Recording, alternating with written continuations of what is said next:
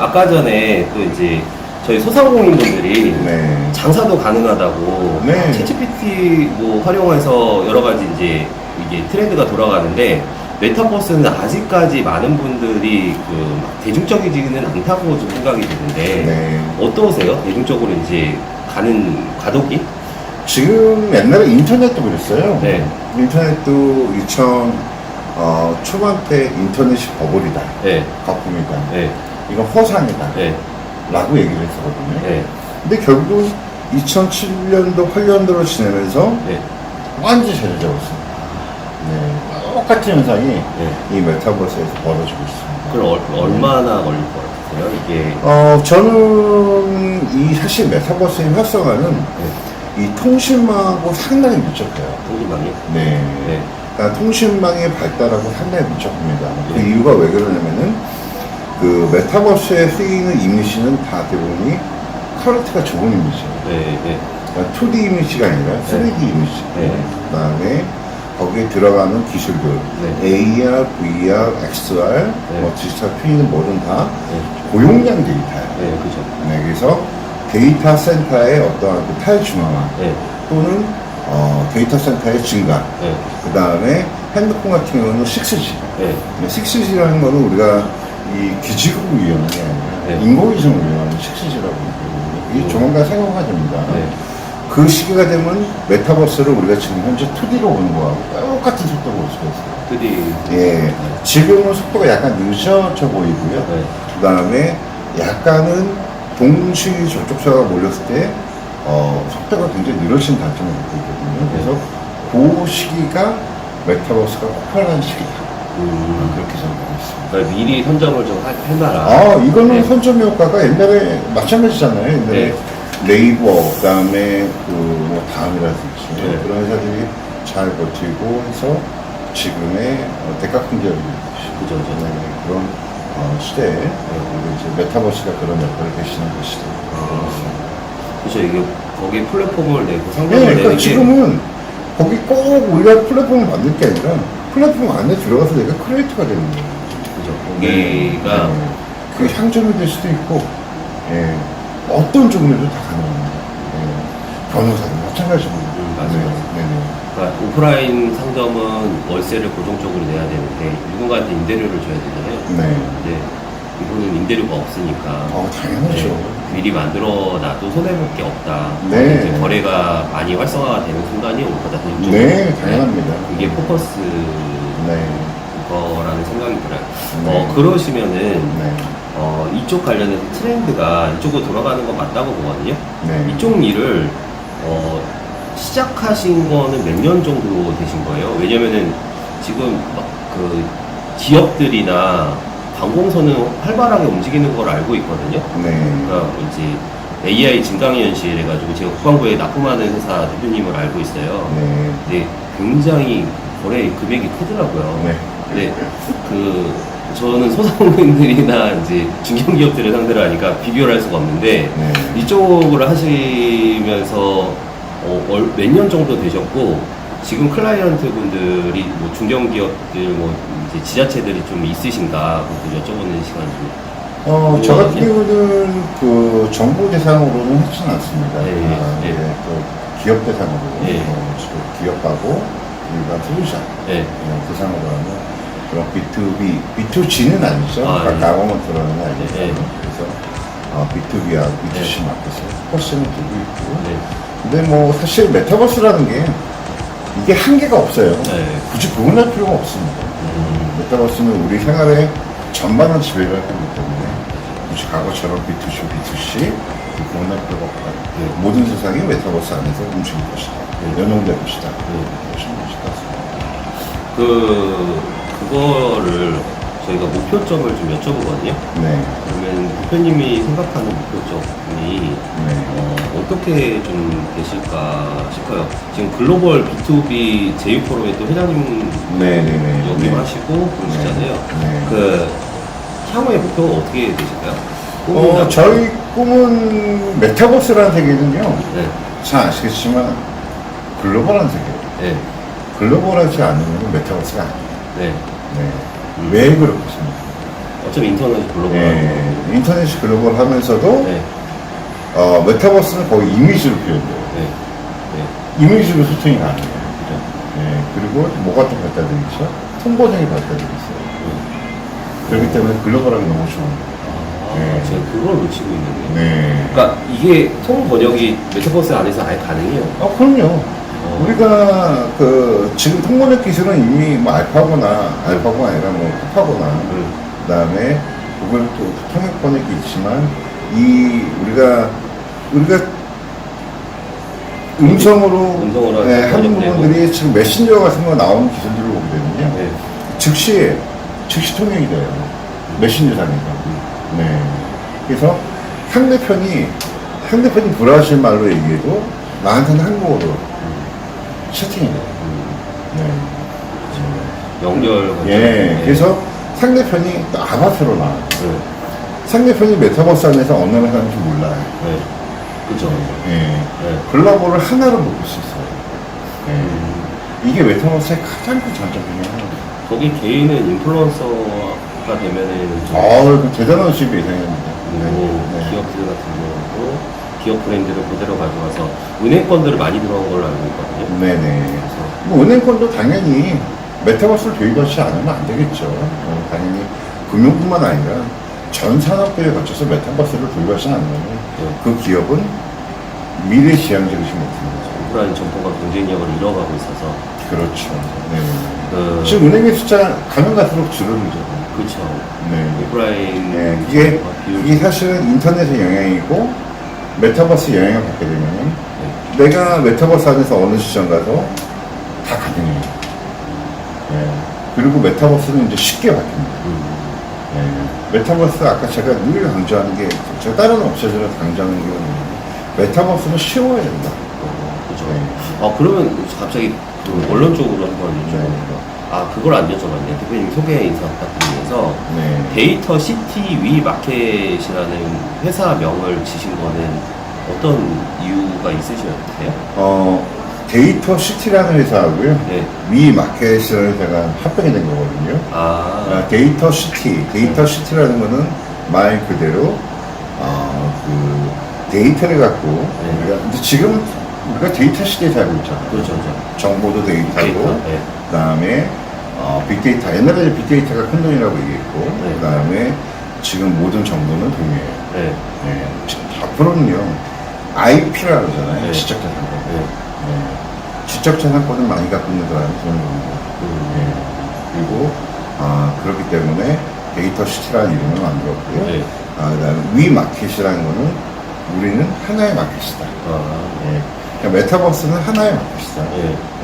누구나 참여할 수 있고 누구나 크리에이터 될 수가 있고 그래서 위 마켓이라는 이름입니다. 약간 촌스럽긴 하지만 데이터 시티. 네, 그렇게 지었습니다. 그래서 합병 네. 거고 네. 저희가 이걸 좀 여쭤보는 시간 한번 갖거든요. 추가적인 거예요. 네. 창업 분야에서 이렇게 오래 진행하신 걸로 알고 있어요. 네. 그러니까 저희가 창업의 성공 요인과 좀 실패 요인 좀 여쭤보는 시간 갖거든요. 프랜차이즈로 아니면 지형적으로 성공하신 분들 첫 번째 항상 절박함을 얘기하시더라고요. 네. 그러니까 대표님이 생각하는 창업의 성공 요인은 아니면 세 가지 여쭤보는데 세 가지가 아니라 한두 가지 말씀해 주시면 시간이. 일단 네. 그 성공 요인이라고 얘기를 할 수 있는 부분은요. 네. 네, 좌절하지 않는 도전 정신입니다. 찾아가지. 꺾이지 않는다. 네, 그렇습니다. 잘 아시겠지만 늘 특히 이런 메타버스나 네. 블록체인, 웹3, 인공지능 이런 네. 새로운 분야에서는 항상 프론티어 정신 이게 꼭 메타버스만 적용되는 게 아니라 일반 창업도 마찬가지거든요. 그럴 때 항상 초창기에 무조건 잘 된다는 보장이 없어요.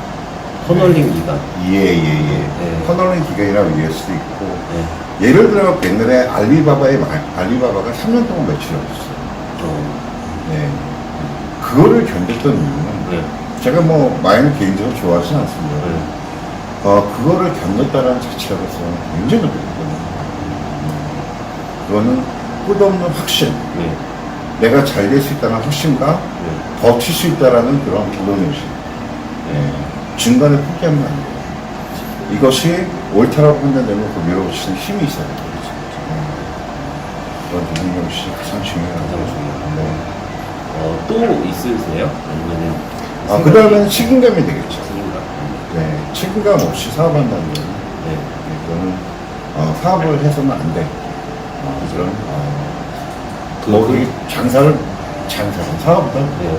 책임감을 갖고 해야 됩니다. 책임감이 네. 그게 책임감이 네. 그리고 가장 피해야 할 부분이 어설픈 시장입니다. 어설픈 시장조사. 네네. 깊게 생각하지 않고 네. 창업하는 거. 네. 그렇죠. 네. 그래서 남들이 잘 된다고 창업하고. 돈 된다고 창업. 네. 돈 남들이 된다고 이걸로 창업. 돈 번다고 창업하고. 이게 저는 어떠한 창업이나 어떠한 시도는 그 시도는 올바르지 못하다. 시장 조사하고 내가 공부를 통해서 거기서 갖추고. 충분한 고민을 하고 나서 네. 그리고 나서 창업에 뛰어들면 그 사업은 성공할 가능성이 리스크가 그만큼 줄어들거든요. 네. 좌절하지 않는 만. 네. 카카오 뭐 그렇게 큰 회사들 같은 경우는 다 롱테일 법칙을 지켰잖아요. 네. 오랜 시간 동안 네. 어떤 거 기억하고 하셨어요? 네, 맞습니다. 대표님에게 있어서 창업이란 어떤 의미실까요? 창업은 도전입니다. 아까 말씀드린 도전. 네, 창업은 도전이고요. 끝없는 도전 정신이 없으면 창업의 길을 걸으면 안 돼요. 도전하죠. 네. 근데 제가 생각하는 거는 그런 게 있어요. 그러니까 저희가 예전에 IMF 며치면서 영원한 직장이 없잖아요. 그래서 창업할 거면은 제가 그 20대 연배가 있으신 분들 많이 알았거든요. 네. 그러니까 20대부터 금융권 세일즈를 해서 굉장히 연배가 많으신 분들 많이 유래했는데 네. 이게 일찍 창업한 분들은 중년 이후에 되게 잘 됐었는데 네. 창업을 늦게 하신 분들, 직장 생활을 오래 하시고 늦게 하신 네네. 분들이 창업하고 나서 네. 한 번 망하니까 일어서지 못하더라고요. 네. 그러니까 크게 망해요. 그분들 네. 특히나. 네. 그러니까 돈 가지고 사업을 했기 때문에. 네. 그래서 돈 없이 하는 사업을 일찍 시작해봐라. 저는 좀 한두 번은 실패해봐라. 네. 그리고 나서는 이제 실패 횟수를 줄이는 거 그런 걸 좀 권하긴 하는데 네. 대표님한테 창업이란 어떤 의미이실까요? 물론 조실함이 있어야 되고 네. 꺾이지 않는 마음이 있어야 되는 게 네. 두 번째고. 자, 우리 이제 중요한 질문을 하나 해주셨는데요. 네. 그러니까 굉장히 중요한 얘기를 해주셨어요. 네. 그러니까 창업을 할 때 너무 초창기 때 볼륨을 크게 갖고 하는 건 굉장히 리스크합니다. 어떤 사업은 마찬가지예요. 스티브 잡스도 마찬가지로 네. 몇 명에서 차이거든요. 창고에서. 네. 네. 네. 굉장히 그거는 내가 가장 중요한 문제고. 그건 굉장히 어렵게 시작을 했단 말이에요. 네. 결국은 세계적인 IT에서도 만드신 분이 있는데, 그러한 과정들을 저희가 벤치마킹할 필요가 있습니다. 초창기 때부터 너무 크게 하게 되면은 크게 망할 가능성이 있어요. 그래서 우리가 분산 투자를 라고 얘기를 하잖아요. 네. 마찬가지, 사업도 마찬가지예요. 네. 사업도 분산, 한꺼번에 너무 몰입하게 되면서 다 잃을 수가 있습니다. 그래서 젊었을 때는 그게 가능해요. 네. 그렇지만 특히 연세가 드셔갖고 창업하시는 분들은 늘 조심해야 될 게 내가 갖고 있는 포트폴리오가 있으면 거기에 한 군데에 몰입하게 되면 크게 망할 수 있으면 분산 투자 또는 우리가 파셜 투자를 네. 나눠서 투자하는 그런 지혜가 필요하다. 네, 지금 그렇게 말씀드리고 싶습니다. 대표님한테 성공은 어떤 의미세요? 성공? 우리 성공해야지. 지금은 이제 모르겠어요. 네. 저는 성공이라는 게 네. 금전적인 성공이 있고요. 그죠. 네, 금전으로 인해서 얻어지는 명예가 있고, 네. 그 다음에 뭐 금전으로 또 생기는 뭐 약간의 행복감도 좀 있을 겁니다. 돈 많이 버셨을 것 같거든요.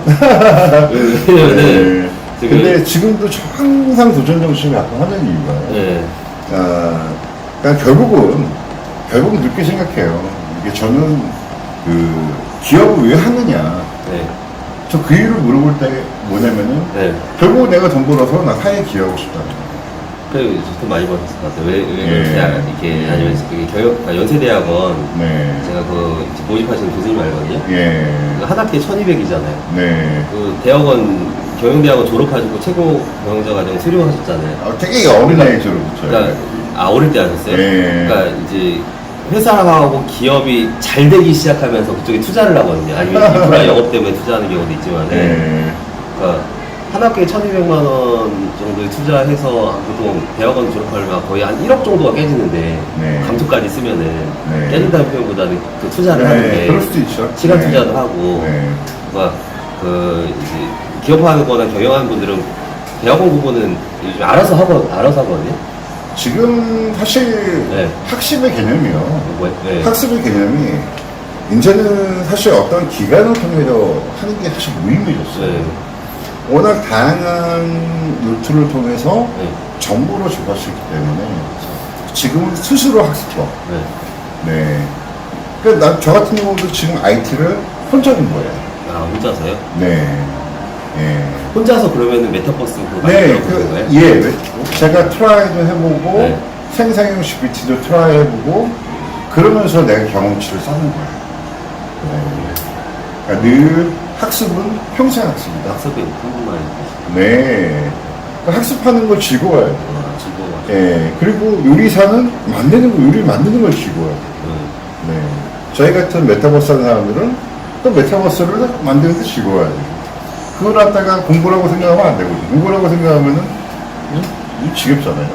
예. 그거 말고 내가 스스로 배운다. 저희 학창 시절에 공부하면 지겹다. 이게 잘못 프레임이 짜져 있죠. 그렇죠. 네, 예. 공부하면 그래서 즐겁다. 즐겁게, 내가 필요한 정보를 네. 즐겁게 받아들인다. 그 우리 마지막으로 저희 네. 구독자님들 프로님이라고 하거든요. 네. 저희 그래서 같이 일하는 PD님들한테 그 프로님이라고 해요. 뭐 1% 네. 2% 그런 식으로. 네. 이 프로님들한테 마지막으로 하시고 싶은 말씀, 못다한 말씀 있으시면 한 말씀 부탁드립니다. 네. 이 프로에 나와서 여러 가지 질문을 받았는데요. 여기 다 창업하시는 분들이고, 그 다음에 창업을 기획하시는 분들이고, 저는 그렇게 생각합니다. 이 세상은 정말 녹록하지가 않거든요.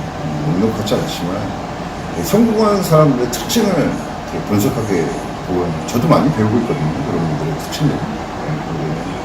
늘, 미래지향적이고, 긍정적이고, 어려움이 있더라도 이겨낼 수 있는 그런 강한 마인드를 갖고 사업을 하시기를 정말 부탁드리고요. 그 다음에 제가 메타버스를 하지만 정보의 격차 시대에서 뒤처지지 않는 그런 노력을 하시고, 또 지금 시대가 변했습니다. 메타버스를 적극적으로 활용하셔서 그 안에 크리에이터가 되고 그거를 선점하셔서 본인의 사업에 적극적으로 활용하시면 레버리지 효과라고 했죠. 적은 돈을 주고 최대 효과를 이룰 수 있다고 저는 생각을 합니다.